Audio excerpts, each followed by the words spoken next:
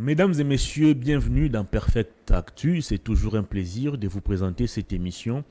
Nous sommes très heureux de vous retrouver ce soir pour parler actualité. Et l'information reste dominée par la publication par la CENI des candidatures déclarées recevables à l'élection présidentielle. Toutes les 24 candidatures ont été retenues. Moïse Katumbi se pointe à la 3, disons au numéro 3. Il va donc endosser le numéro 3, peut-être lors de la campagne électorale, si la CENI ne va pas bouger sa liste. C'est donc ça, la grande actualité en rapport avec les élections. On va aussi aborder les nominations au sein des forces armées de la République démocratique du Congo. Le président de la République, Félix Tshisekedi, a signé une série des ordonnances présidentielles qui ont été lues sur les antennes de la télévision nationale hier dans la nuit, pratiquement. Le général Chiwewe est désormais général d'armée. Il était déjà chef d'état-major. Léon Richard Kassonga est également promu lieutenant général des FARDC. Entre-temps, l'ancien aide de camp de Laurent Désiré Kabila, Edi Kapend, qui a été condamné à la servitude, qui a été condamné à mort, on va le dire, dans l'assassinat de Mouzé Kabila, gracié en 2021 par Félix Tshisekedi, est nommé à titre exceptionnel commandant de la 22e brigade militaire. Il va donc s'occuper de la province du Haut-Katanga. Qu'est-ce qui se cache derrière ces différentes nominations au sein de l'armée? Doit-on parler d'une fragilité ou de la peur du régime après la sortie médiatique de John Numbi? Nous en parlons dans cette émission. L'actualité, c'est aussi l'interview de Corneille Nangaa, ancien président de la CENI, qui s'est entretenu avec nos confrères de France 24. Il est revenu sur le fameux accord qui aurait porté Félix Tshisekedi au pouvoir. Il a abordé aussi la question de sa sécurité, son exil, la sécurité. Et qu'avez-vous retenu de cet entretien? On en parle dans cette émission avec Marley Vouvou, un analyste politique, un grand combattant de la liberté et de la démocratie. Il est déjà sur ces plateaux avec nous. Bienvenue, cher Vouvou. Merci mon frère Hervé, merci à toute l'équipe technique, merci à la famille Perfect. Mes salutations vont tout droit au peuple congolais, surtout à Moïse Katumbi, à Matata Pogno, à Denis Mukwege, à tous les vrais candidats de l'opposition. Mais permets-moi de parler, de prendre le volet justice. Je prends les dossiers Stani Boujakira. Vous commencez déjà avec les biscuits. Non, je prends les... bien, il s'agit d'un confrère, allez-y. Je prends les volets Boujakira. Comment pouvons-nous comprendre que le ministère public qui est confronté à Jani Boujakira soit membre de la commission d'enquête dans les dossiers Chériba Okende? Pendant que Stani est jugé, entre guillemets, parce que le média où il est travaillé, la Jeune Afrique, aurait publié des informations provenant de l'ANR sur la mort de Chériba. Donc, regarde, donc, les avocats l'ont découvert à l'audience du vendredi 20. Donc, ça dit d'aujourd'hui. Que il y a violation de la loi. Quand violation vraiment de la loi, il y a conflit d'intérêts. Il y a conflit d'intérêts, que le ministère public soit en même temps membre de la commission d'enquête sur la mort de Chériba. Mais en même temps, ce ministère public, ces magistrats du parquet ne dit pas que le papa de Chériba qui a 93 ans veut mourir en assistant à l'enterrement. Il veut mourir, avant de mourir, il veut assister à l'enterrement de son fils. Qu'est-ce reste encore pour enterrer Chériba? Parce que les enquêtes sont bloquées. Le premier élément nous dit que Chériba n'était pas mort par balle, il était mort par asphyxie. Alors, on s'arrête là parce que tous nous savons que ces enquêtes ne vont pas aller loin.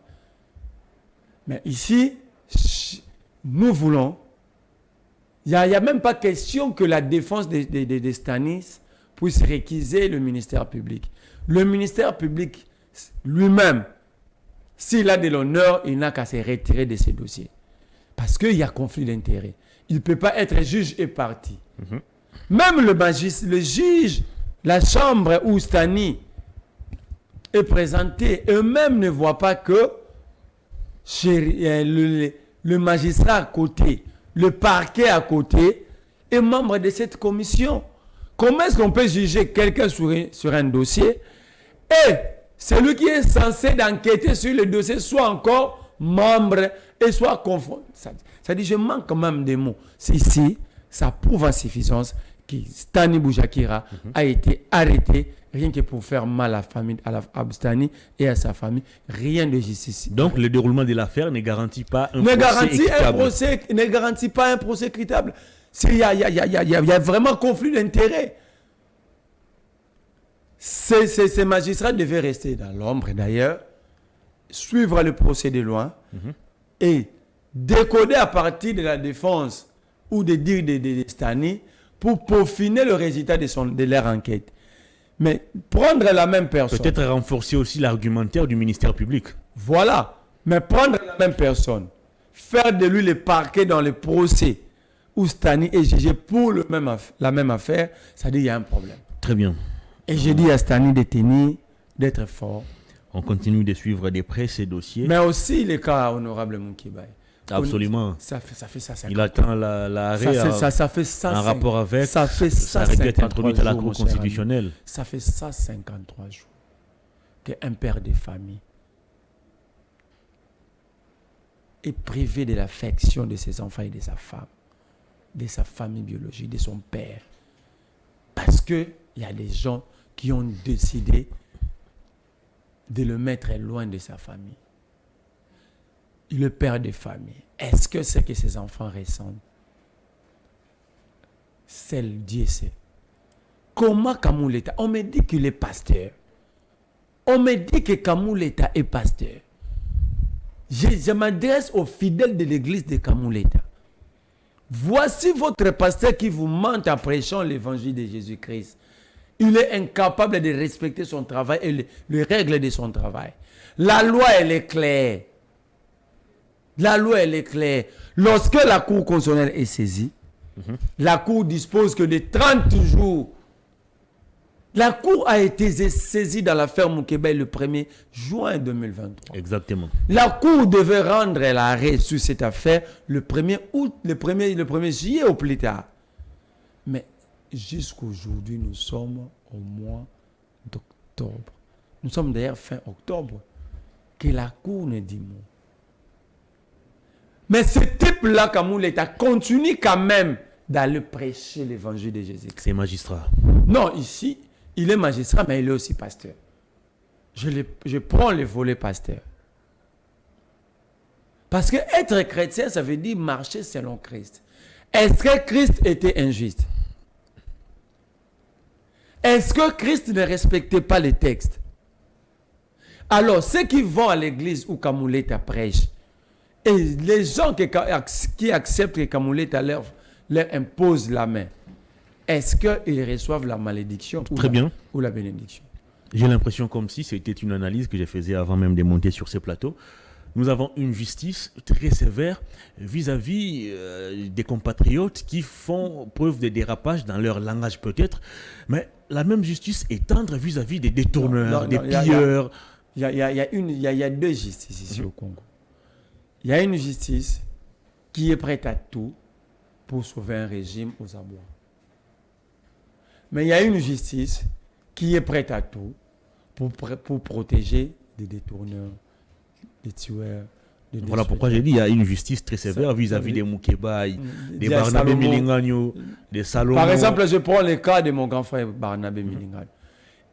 Si je calcule bien, le jour où il m'avait dit qu'il lui restait 8 mois, et jusqu'aujourd'hui, ça nous fait au moins 8 à 9 mois, 9 à 10 mois. Je me pose la question, qu'est-ce qu'il fait là-bas? D'abord, Barnabé a été arrêté irrégulièrement. Mais comme d'habitude. Parce que quand on dit Agolia Mbouma, tout le monde a lingala, non? En français, ça signifie quoi? Il a expliqué cela lors de son procès. Mais comment on peut arrêter quelqu'un parce que le médecin nous demande de consommer même 2 fruits par jour. Quand on dit Agolia Mbouma, on arrête. Et le magistrat est fier de lui. Le magistrat est fier de lui pour avoir arrêté quelqu'un pour le bien Agolia Mbouma. magistrat Kanga Barnabé, si vous avez 6 mois année de devoir, Babi Aroli Ambouma, Aroli Bakonvé tué. Non, le magistrat là, qui est en charge, à responsabilité à dossier, il y a Barnabé. On donne un devoir à son fils. Un devoir de linguistique. C'est assez surprenant. Aroli Ambouma, moi, on a traduit en français. Son enfant lui amène ses devoirs pour aider à Okomake Laksim Barobo Mamoutou. Voilà pourquoi je dis c'est surprenant d'apprendre que tous les accusés et tous les condamnés même du procès 100 jours sont acquittés. Mais définitivement. pas seulement les accusés à procès 100 jours, mais vous avez aussi les détournés, l'argent, ceux qui ont détourné l'argent des poissons en Namibie. Ils sont libres. L'argent Covid. C'est la coule douce. L'argent Covid. Et quand ils l'ont conduit chez lui à Montferry. Asphaltage de route Kalambambouji, Université de Mboujimaï. Il y en a plein. Tchilengelou, Kinshasa 0 trou. Et bizarrement, ceux qui ont travaillé dans la riposte contre la Covid-19 n'ont jamais été payés. L'argent a été détourné et il y a des gens qui ont géré cet argent, mais ces gens-là sont acquittés. C'est grave ça. Alors, l'argent était là. Et pourtant, on est dur vis-à-vis. Mais l'argent a disparu. Vis-à-vis des Barnabé. L'argent a disparu, mais personne n'a pris cet argent. La théorie des deux bonbons, comme l'avait dit Jean-Marc Kaboun. L'argent est là, mais l'argent n'est pas là. Vous avez aussi Jean-Marc Kaboun. Comment quelqu'un qui n'a pas commis une infraction de 5 ans, toutes les infractions retenues sur Jean-Marc Kaboun, d'abord des infractions montées contre Jean-Marc Kaboun, aucune infraction a plus de 3 ans, mais on lui condamne à 7 ans. Je pose la question au magistrat, au procureur après la Cour de cassation et au premier président de la Cour de cassation. Si quelqu'un commet 3 infractions de 10 ans, on va faire la sommation. Pour le condamner à 30 ans. Ou on va prendre l'infraction ayant la peine la plus lourde. Exactement. Mais pourquoi Jean-Marc Kaboun, qui n'a pas commis une infraction d'au-delà de 3 ans, peut être condamné à 7 ans? Il y a toute une litanie des cas. On risque Salomon aussi. Salomon aussi. Son médecin était devant le tribunal pour expliquer que Salomon ne pouvait pas être là. Dans les audiences passées, Salomon a expliqué de la même manière que la maladie peut m'emporter, c'est de la même manière ces procès de la honte peut m'emporter. Aujourd'hui, Salomon, même l'oxygène ne tient plus. Même l'oxygène ne tient plus. Même l'oxygène ne tient plus. On attend quoi? Est-ce qu'on arrête un citoyen pour le tuer ou pour que ce citoyen puisse s'amender? Salomon, aujourd'hui, je vous dis, je le dis ici sur un plateau sérieux, même l'oxygène ne tient plus. Quand nous parlons, nous le disons sur la place publique, nous le mettons sur la place publique, les gens pensent que nous sommes corrompus. Les gens pensent que, parce qu'eux ne sont plus humains, il n'y a plus d'humanisme chez eux. Ils pensent que maintenant, défendre une cause normale, c'est être corrompu. Mais les jours où Salomon va perdre sa vie ou va mourir, c'est le même. On ne le souhaite pas en tout cas. C'est les mêmes personnes qui vont sortir que nous sommes regrets, la douleur nous frappe. Ils vont utiliser des verbes et des mots ici. Nous sommes consternés. Une commission d'enquête sera mise en place. Nous présentons nos sincères condoléances. Le président d'ailleurs était en colère. Mais ici, on vous alerte. Il est encore vivant. Sa vie est en danger. Vous attendez pour faire des communiqués. Aujourd'hui, le chauffeur de Chéribin est en liberté provisoire. Chéribin n'est pas encore enterré. Stani en prison pour la même affaire. Mais on attend encore la mort de Salomon pour qu'on arrête Peter, Paulette. On arrête de dire que son chauffeur doit être arrêté et que les procureurs nous fassent des sorties médiatiques ratées totalement. Ça dit ici, il y a un problème. Lorsque vous ne réussissez pas dans ces volets de justice, ne prétendez pas à remplir un second mandat. Parce que c'est la justice qui élève une nation. Alors, si vous ratez de stabiliser ces secteurs, ça veut dire que la nation est tirée vers le bas. Alors, comment est-ce qu'on peut accepter de donner un second mandat aux gens qui ont tiré la République vers le bas? Il a encore de l'énergie pour briguer un second mandat. Non, il avait dit, non, tu sais ce qu'il avait dit il y a 2 ans. Il avait dit, diriger un pays comme le Congo, c'est c'est fatigant. C'est trop épuisant. C'est épuisant. Alors, il n'a pas si on lui demandait son avis, il n'aura pas besoin de ses commandes. Seuls les imbéciles ne changent pas. Les présidents, mais il a changé. Le discours du président a évolué. Il a changé. Là maintenant, il a changé en échouant maintenant lamentablement. Très bien. Il avait dit. On va parler élection. Il va jamais être à l'aise et dire qu'il a fait un travail pour le Congo si la paix ne revient pas. Au lieu de faire revenir la paix, il a multiplié le foyer de tension. Kwamutu, Kisangani. C'est la province. On parle aujourd'hui de la montée en puissance des Ouazalendo qui ont réussi à reconquérir toutes ces localités. Le Ouazalendo, c'est l'armée. Qui était placée sous contrôle. Comment un État peut travailler sous les milices au lieu de travailler sous l'armée qui est structurée? Et on est sérieux. Si le Ouazalendo, donc le peuple, ce sont des patriotes, des compatriotes, le peuple se prend en charge, c'est que le peuple décide.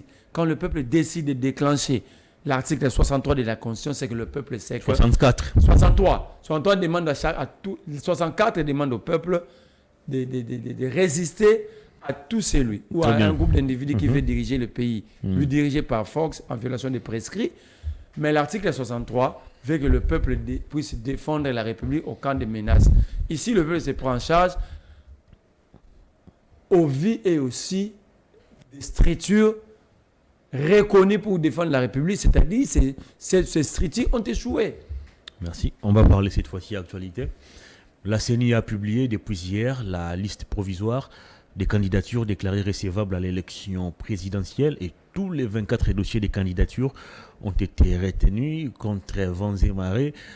Vous avez diabolisé Corneille, qu'est-ce que j'ai dit, Denis Kadima, vous avez diabolisé la CENI, qu'elle était tentée d'invalider certaines candidatures, notamment celle de Moïse Katumbi et de Matata Ponyo. Et la CENI, Denis Kadima vous ont pris à contre-pied.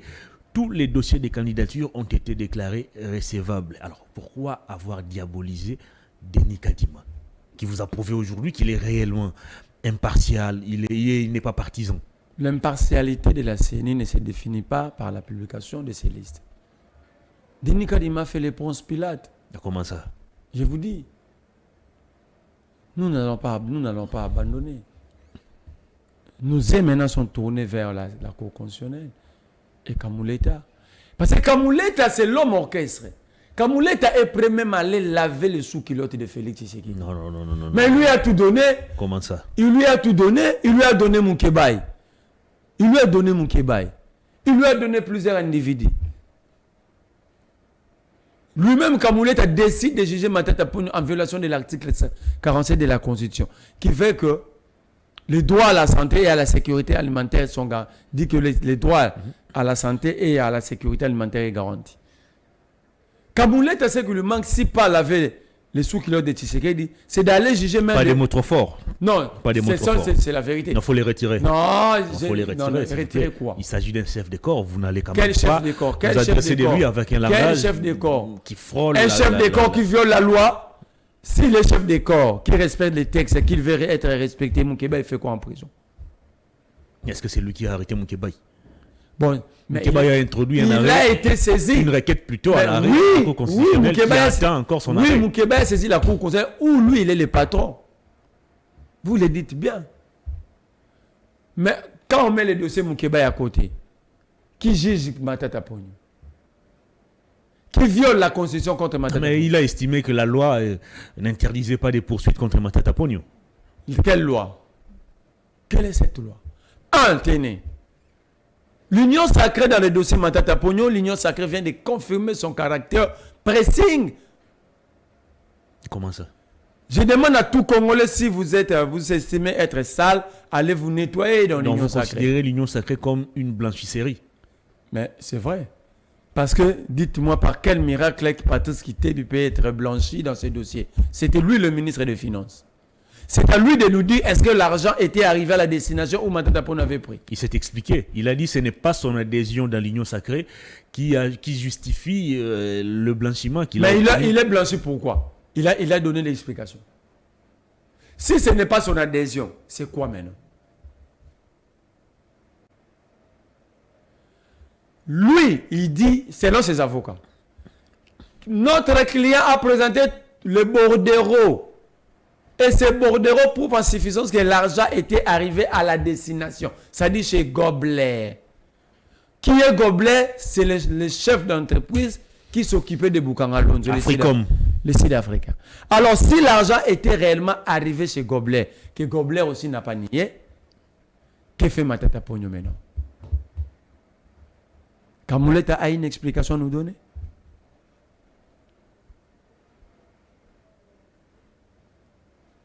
Est-ce que Kamouleta a une expression? Il contourne même les exceptions l'exception soulevée par la défense de Gracias Mutombo. L'article 26 du Code de procédure civile. Cette exception n'a jamais été jointe dans les dossiers, mais c'est prise en délibéré par la Cour constitutionnelle. Alors, dans ces cas, directement, les défauts soulevés contre Matata Ponyo tombent caducs.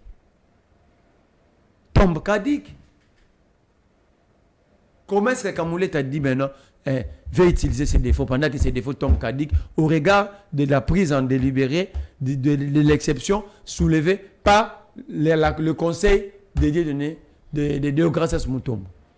Revenez sur ma question. Entre-temps, vous avez dit que Kamouleta respecte la loi. Non, Kamouleta, c'est le plus grand violeur des textes. Non, je n'ai pas dit qu'il respectait la loi. J'ai dit qu'il a estimé que Matata... Je prends par exemple l'article 166 de la Constitution qui stipule pour que le poursuite soit déclenché pour un Premier ministre, pas ancien, parce que la Constitution, nulle part la Constitution fait allusion à un ancien Premier ministre. Pour que le poursuite soit déclenché pour un Premier ministre ou un président de la République, il faut que le Parlement, dont l'Assemblée nationale et le Sénat, se réunissent en congrès. Et que les 2 tiers des congressistes autorisent le poursuite. Est-ce que ça a été fait? Si ça n'a pas été fait, pourquoi? Je donne la réponse. Parce que Matata Ponyo n'est pas Premier ministre. Mais le même article nous dit, au moment de la condamnation, la Cour doit prononcer la déchéance. Comment est-ce que Kamouleta va prononcer la déchéance contre Matata Ponyo? On va déchoir quelqu'un qui n'est pas Premier ministre, qui n'est pas en fonction. Tout ça, ce sont des débats à faire. On discute, Ibaki, non. Un dossier judiciaire devient de l'acharnement lorsqu'on contourne ou on bypass la procédure voulue. Mais finalement, quelle est la juridiction qui doit juger Matata avant de revenir? Moi, je ne suis pas le professeur de Kamouleta. Il est là, on estime que c'est un Parce que l'affaire avait commencé à la Cour constitutionnelle avec le professeur Kalouba.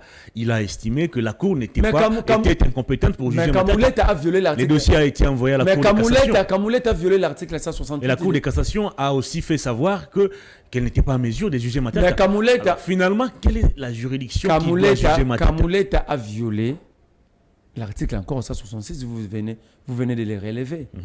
Parce que l'article 168 nous dit les arrêts de la Cour constitutionnelle sont exécutoires et imposables à tous, même au pouvoir administratif, politico-administratif et judiciaire. Maintenant, comment Kamouleta a fait pour bouffer l'arrêt de la Cour constitutionnelle? On est habitué à des monstres juridiques. Voilà, quand je m'adresse aux fidèles de l'église de Kamouleta, vous me dites non, faut... Très bien. Mais entre-temps, il faut expliquer aux Congolais. Il y a une commission de 22 sénateurs mise en place au niveau du Sénat pour statuer sur le cas Matata Ponyo. Et ces sénateurs ont estimé que Matata Ponyo n'est pas justiciable à la Cour constitutionnelle, dossier jusqu'aujourd'hui aux archives du Sénat. De l'autre côté, parlons bien. Mais Matata Ponyo a un bilan à défendre. Attendez la campagne pour ça. Non, ce n'est pas la campagne. Mais parce qu'on veut nous dire que Matata Ponyo n'a rien fait. Oui, on dit pas que Matata Ponyo n'est pas justiciable. Non. Il est citoyen congolais comme tous les autres citoyens. Mais ici, nous débattons sur le respect de la procédure. Attendez la campagne, vous aurez... Et tant que Congolais, je veux aussi voir clair dans cette affaire parce qu'il s'agit de l'argent des Congolais. OK? Mais il faut que la procédure ne soit pas biaisée. Très bien, ça on a compris. Sinon, Matata Ponyo va se victimiser. On revient sur les élections. Pourquoi vous avez diabolisé pendant toutes ces années Denis Kadima, qui aujourd'hui nous prouve quand même qu'on peut espérer, dans les jours qui viennent, il va proclamer des résultats qui vont refléter la vérité des urnes. Mais je vous ai dit, la CENI a fait le Ponce Pilate. Le Ponce Pilate, pourquoi? Pour montrer à Tshisekedi que je peux bien faire les choses. Tshisekedi, pas seulement je peux bien faire les choses, Tshisekedi lui a demandé. La tension était tellement haute, pardon. La CENI, c'est une institution indépendante. Comment le président va demander... Comment est-ce que Kamere est allé chercher des avions au Canada pour une institution indépendante? Kamere est allé chercher des avions? Oui. Merlin, Mais je le dis ici, je suis sérieux.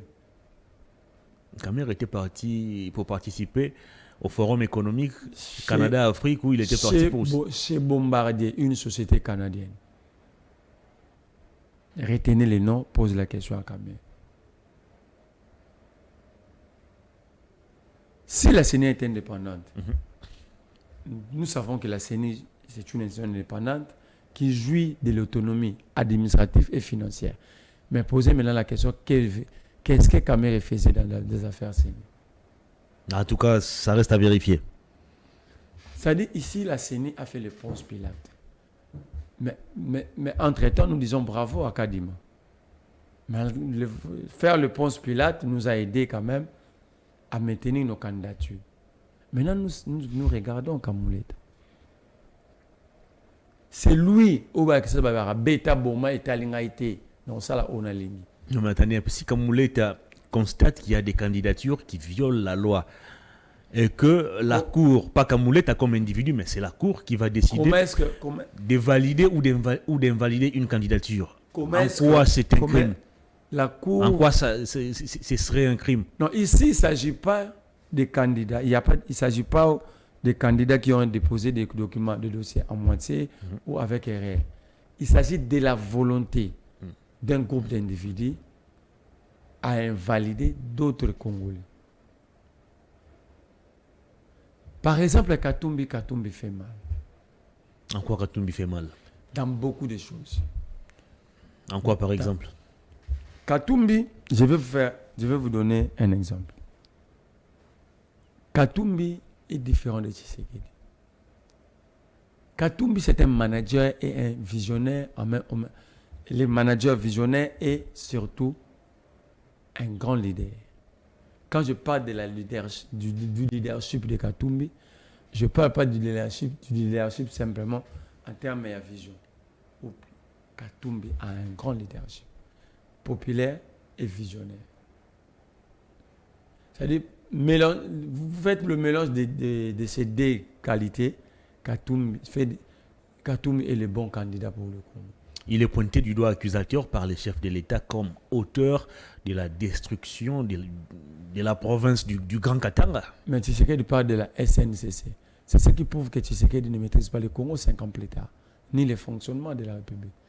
Comment il peut poser la question sous le faille, sur une entreprise à vocation nationale, gérée par le gouvernement central et un gouverneur?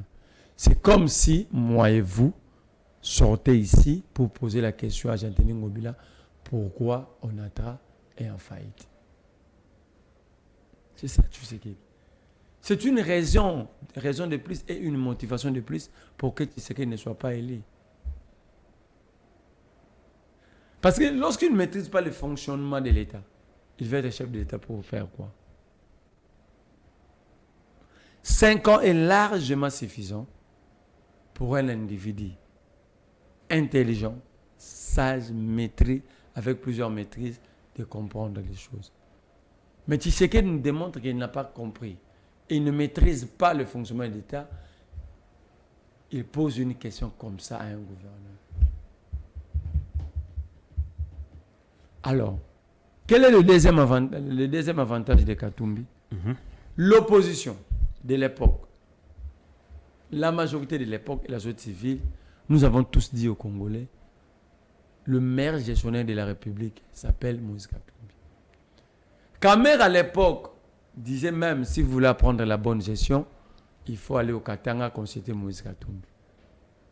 Mais ce que Tshisekedi ne sait pas, Katumbi a épuré les arriérés des salaires de la SNCC 2014. De quelle manière? Vous venez de nous dire ici que la SNCC est une entreprise à vocation nationale. Alors comment lui, gouverneur, s'est permis d'apurer parce que le gouvernement central était les dettes de cette entreprise? Parce que le gouvernement central était totalement absent. Je reviens à la liste.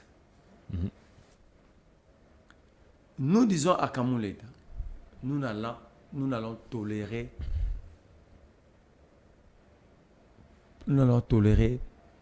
qu'aucun candidat soit invalidé. Mais comment ça? Parce que le cas Katumbi... La Cour va dire le droit. Il n'a pas dit... La Cour ne va pas se plier à vos menaces. Cette Cour ne va jamais dire les bons droits. J'ai donné des exemples. Kadima joue le poste Pilate pour laisser la charge à Kamuleta. Parce qu'ils savent tous, l'Union sacrée sait que si Kamuleta déclare non recevable la candidature ou les candidatures de Katumbi et Matata, il n'y aura plus de recours. Et surtout que cette liste définitive sortira le 18 novembre, soit un jour avant la campagne électorale. Ça veut dire ici, on laisse la balle à Kamuleta. On dit, monsieur Kamuleta, chez vous, il n'y aura pas de recours, joue léger. Si Kadima le valide, le jeune ne va pas être joué. Alors ici, Kamuleta doit regarder bien les choses. Le pays a besoin de l'unité nationale. Ces fibres, nous devons les protéger. Apparemment, ces gens veulent nous ramener vers les années 1990, 1991. On n'a pas besoin de conflits interprovinciaux. On n'a pas besoin de conflits ethniques parce que confronter aujourd'hui les Katangais, parce que je n'ai pas les informations, mais j'aurais attendu que les Katangais sont déterminés. Une fois la candidature de Katumbi invalidée, Katanga n'appartiendra plus au Congo. Comment ça? J'ai dit, j'aurais attendu. Non mais attendez un peu, Merlin, vous. Je ne fais pas l'apologie, mais j'attire aussi les oreilles de nos autorités. Je vous rappelle qu'en 2018, la candidature de Jean-Pierre Bemba et de Mouzito aussi, je pense, ont été invalidées. Mais on n'a pas vu la jeunesse du Grand Bandundu et celle de l'Équateur menacer les institutions. Pourquoi Katumbi, dont la candidature est déjà validée au niveau de la CENI, d'abord, pourquoi prêtez-vous des intentions au pouvoir en place, à la justice, de vouloir invalider la candidature de Moïse Katumbi? Nous prêtons intention à personne. Mais nous disons ce que nous écoutons et ce que nous vivons. C'est à Kamuleta de voir. C'était d'abord Kadima, ce n'est plus Kadima maintenant, c'est Kamuleta. Non, Kadima. Kadima, il a joué au poste Pilate. On sait, ils savent que si Kadima invalidait Katumbi, il y aurait une voie de recours. Attendez un peu. On y va au premier et au dernier ressort. C'est-à-dire, ils savent que si la Cour recale la candidature de Katumbi, il n'y aura plus de recours.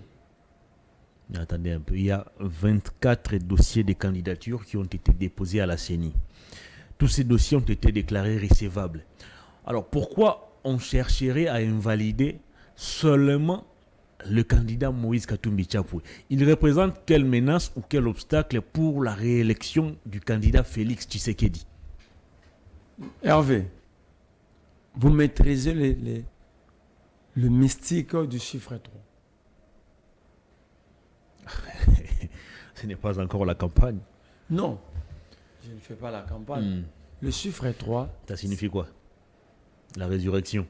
Non seulement la résurrection, mais aussi la Trinité. Ok. Ça veut dire, selon la Bible, Jésus est ressuscité le 3e jour.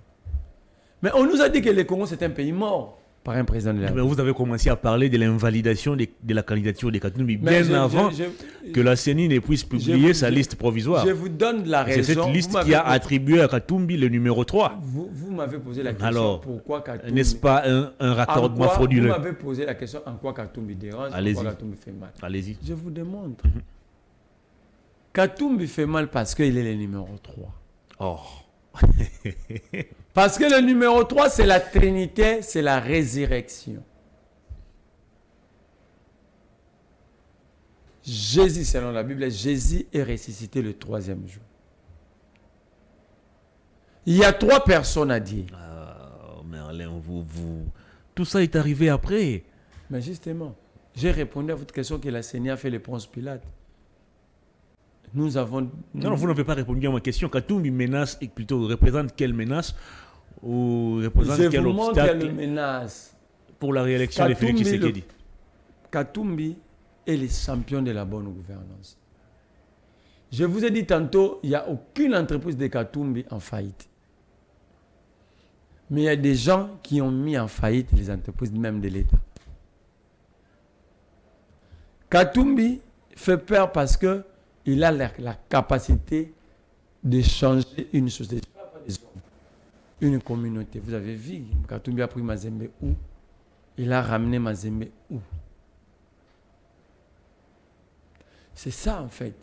Katumbi, c'est la résurrection du Congo. C'est le croisement spirituel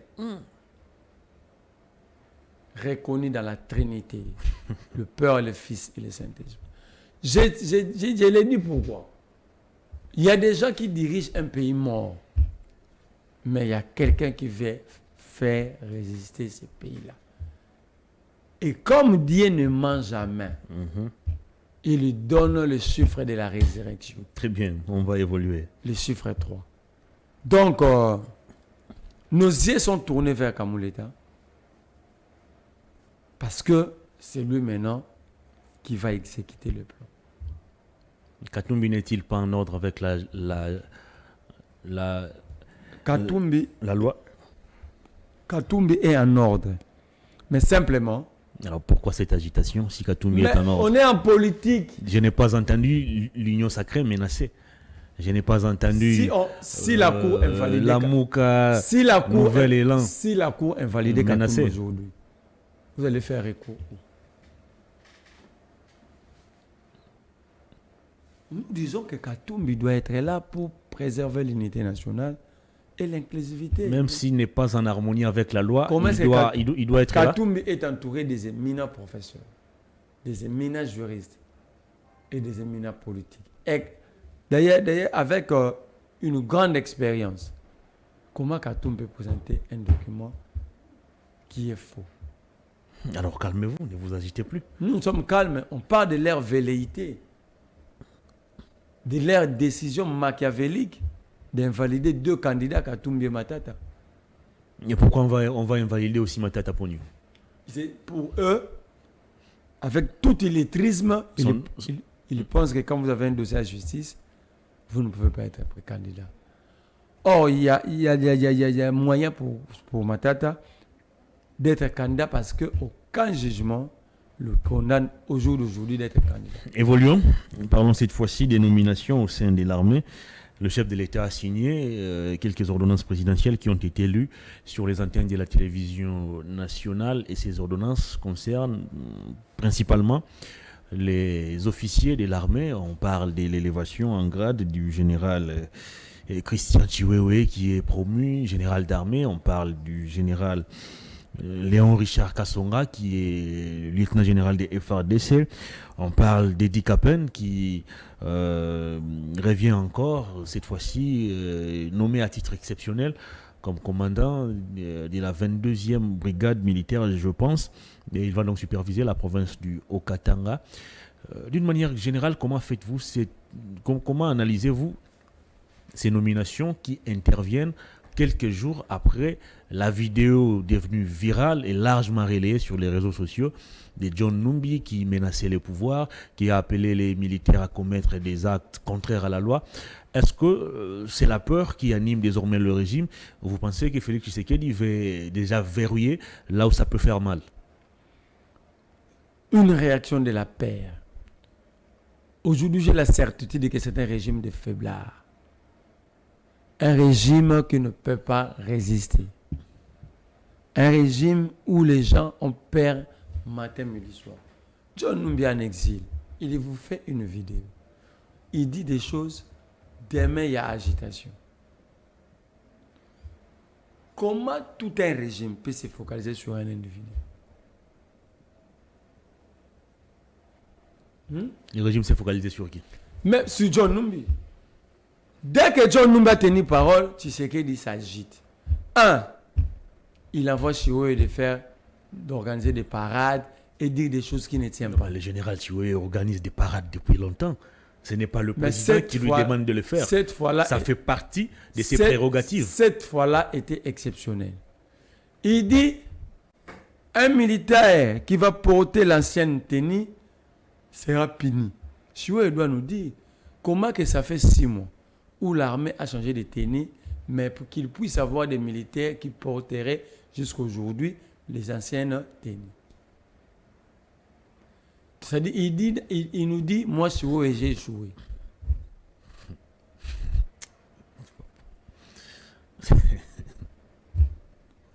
Mais après Chioué, vous avez les dîners avec les officiers. Ça, c'est Tshisekedi. Combien de fois Tshisekedi a dîné avec ses officiers? Il y a toujours une première fois dans la vie.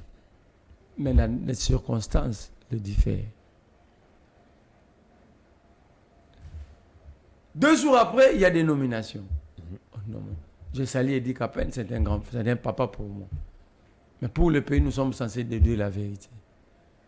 Comment on peut nommer un général à titre exceptionnel? Ça, c'est la première question. Deuxième question. Edi Kapen a été condamné à mort pour assassinat. Et selon certaines sources, radié même de l'armée. Mais justement, radié. Mais comment est-ce qu'il revient au sein de l'FARDC avec grade et fonction?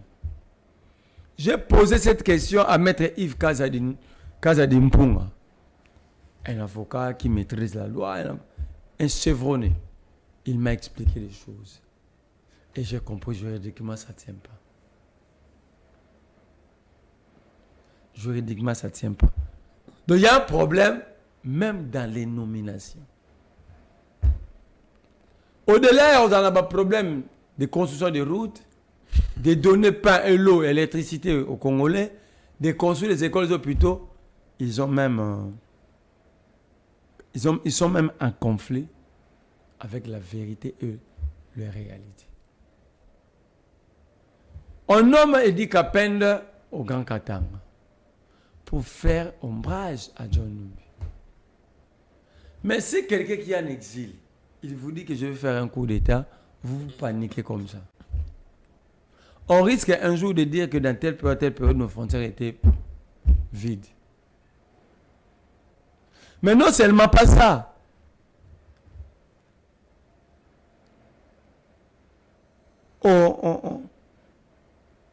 On prend le cas de Edi Kapen. Comment est-ce qu'est-ce que Tshisekedi a fait? Il va s'occuper du Haut-Katanga. Non, qu'est-ce que Tshisekedi a fait pour le ramener dans l'armée et lui donner une telle responsabilité? Parce qu'il était radié. Il est censé revenir à zéro. D'abord, commencer par s'attaquer à cette radiation. Au sujet de sa radiation, il y a le flou qui persiste. Il y a des sources qui estiment qu'il a été radié. Il y a d'autres qui contredisent cette version des faits. Il a été radié. Pas seulement Edi Kapen, mais avec un groupe. Ok. C'est-à-dire que tous les condamnés du procès de l'assassinat Mouzé Kabila. Oui. Pas tous. Certains. Certains, mais un grand nombre. Mais comment est-ce que s'ils ont le droit de revenir au sein de nos FARDC, pourquoi ne pas les ramener tous? La raison, elle est simple. John Numbi était Katangé, Kabila est Katangé, c'est ce qu'il ne se retrouve pas au Katanga. Et qu'est-ce qu'il faut maintenant? Il faut créer un homme qui va aller booster. Comment ça, il ne s'y retrouve pas au Katanga? Tshisekedi a fait quoi au Katanga?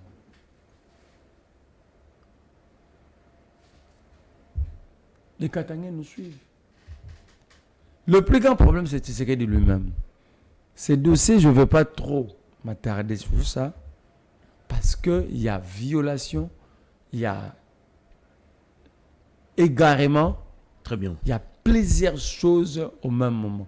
Tshisekedi doit comprendre que le pays vit que de ces textes. Et ces textes ont droit à être respectés pour la bonne marche de la société congolaise. Une question qui taraude mon esprit en rapport avec la nomination du colonel, je ne sais pas s'il est toujours colonel ou général, Edi Non, Kapend. il est nommé général de brigade à titre exceptionnel. Très bien. Une première de l'histoire de l'humanité. Une question qui taraude mon esprit en rapport avec sa nomination.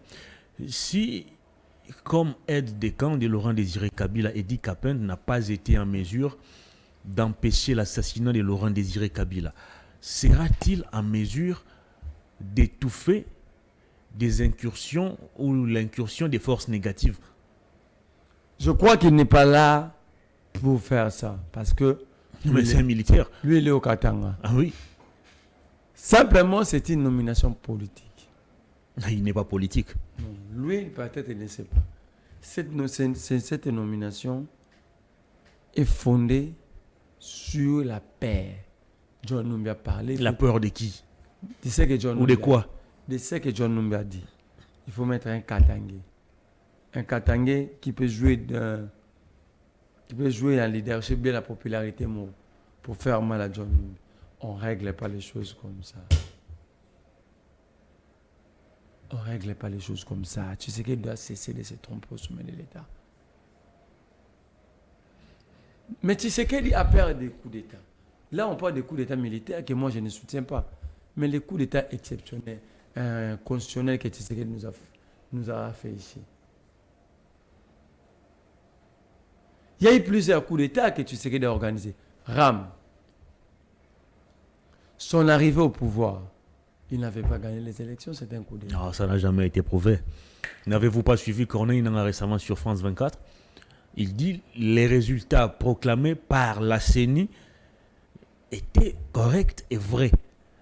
Mais en même temps, il nous parle également d'un accord. Il y a aussi de l'ambiguïté dans les propos de Corneille Nangaa. C'est assez difficile de cerner ce qu'il veut dire exactement. Moi, je ne vais pas trop parler de Nangaa, mais la logique voudrait que Tshisekedi Nangaa Kabila soit arrêté. Je dis bien Tshisekedi Nangaa Kabila. Il devait être arrêté. Pour quelle infraction? Pour avoir retiré au peuple sa souveraineté. Ça n'a jamais été prouvé. Mais ils sont là. Ils sont là. Ils ont privé tout un peuple de sa souveraineté. Ce qui fait que Tshisekedi n'a plus de crédibilité vis-à-vis des Congolais. Tshisekedi ne va pas remplir un second mandat. Il va... Je lui demande d'abord d'emballer ses valises. Parce que bientôt nous allons décoller.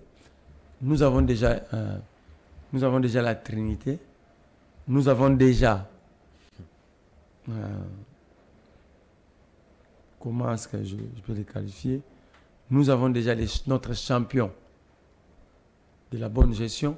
Nous avons des éléments pour battre Tshisekedi. Que Tshisekedi ne se trompe. Nous avons des arguments. Nous avons les arguments et les moyens. On va terminer cette émission en 30 secondes. Corneille Nangaa fait surface et il nous promet de sortir dans les jours qui viennent le contenu de l'accord conclu entre Joseph Kabila et Félix Tshisekedi en présence des témoins civils et militaires, mais aussi des 3 chefs d'État africains. Finalement, cette histoire d'accord commence à devenir une sorte de théâtre. Le même Corneille Nangaa nous dit les résultats publiés en 2018 par la CENI et validés par la Cour constitutionnelle étaient vrais. Il n'y a pas de débat sur ça. Et c'est toujours lui qui nous parle d'un accord, des gouvernances, des coalitions. Est-ce que pour conclure un accord des coalitions, on a besoin d'avoir des témoins civils et militaires, mais aussi d'autres chefs d'État? Non, ils ont violé la Constitution. La Constitution ne parle pas des accords ou des nominations pour les élections. La Constitution parle de l'élection, du vote. Mais ici, nous débattons maintenant sur les accords. Est-ce que Tshisekedi peut nous regarder, Nanga et Kabila nous dire qu'ils ont raison? La raison évoquée, ils nous disent qu'ils ont sauvé le pays. Ils ont évité un bain de sang. Ils ont évité un bain de sang. Qui allait être qui est le criminel, qui est l'assassin, qui allait tuer tous les Congolais? On doit commencer par là pour sauver le peuple. Et si ces kidnappings sont organisés par le même messier, donc les trois coupables principaux, c'est Nanga, Kabila et Tshisekedi. De quel accord s'agit-il exactement? Parce que il s'agit de l'accord, il s'agit d'un accord de tricherie. L'accord qui a donné naissance à la coalition FCC-Cash a été signé publiquement. L'événement a été retransmis sur les antennes de la télévision. Il n'y avait aucun témoin. On a vu Jean-Marc Kaboul d'un côté et Néhémie Mouilagna de l'autre. Ici, on parle d'un accord où le président étranger, les organisations internationales ont intervenu. Cet accord a été signé à quel moment? Avant la publication des résultats ou après? Nang a dit la vérité, mais simplement il oublie qu'il est coupable. Donc en fait, Nang a coaccusé de Joseph Kabila et de Tshisekedi. L'accord était avant la publication. Lorsqu'on nous dit que Martin Fayulu ne savait pas négocier, c'est pourquoi le pouvoir lui a échappé. Et il savait négocier quoi? Ils ont négocié ses pouvoirs. Alors, ils ont négocié un pouvoir en violation. Nous, on ne peut pas, nous, Congolais, nous ne pouvons plus aujourd'hui demander que cet accord soit respecté. Très bien. Un accord qui viole la souveraineté de tout un peuple. Et c'est le même peuple qui demande le retour, demande le respect de cet accord. Non. Ces trois messieurs méritent d'être arrêtés, jetés en prison pour avoir marché sur la souveraineté de tout un peuple. Mais à Nanga de savoir. Mais c'est à nous maintenant de tirer les conclusions et les constants. Est-ce que nous allons continuer comme ça? Est-ce qu'il ne faut pas de bonnes élections pour permettre au pays d'avancer? Mais néanmoins, Nanga devait avoir honte. Il pouvait s'attaquer à Tshisekedi sur tous les plans. Mais accepter que lui, il a participé dans un coup d'État contre le peuple, parce que c'est un coup d'État. On a terminé cette émission. Grand merci à vous, cher Marley Vouvou. C'est à moi de vous dire merci et de dire merci à Maître Ivan Kazadimpunga et surtout à Mike Mukeba là où il est. Je lui dis de tenir fort à Salomon Kalonda. À Salomon, j'ai dit le mystère de la mort et de la naissance appartient à Dieu. Pas Félix Tshisekedi. Courage également à Peter Atiani qui est empêché de quitter Kinshasa. Et à tous les autres combattants de la liberté. Merci. En prison comme en liberté. Je vous dis, nous sommes ensemble et soyons tous forts pour sauver le pays.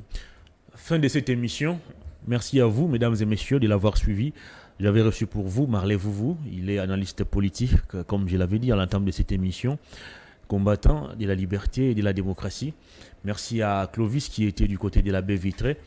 Et Louison Kiassi qui n'a fait que allumer les caméras et puis abandonner le plateau. Au revoir, d'ici là, portez-vous bien.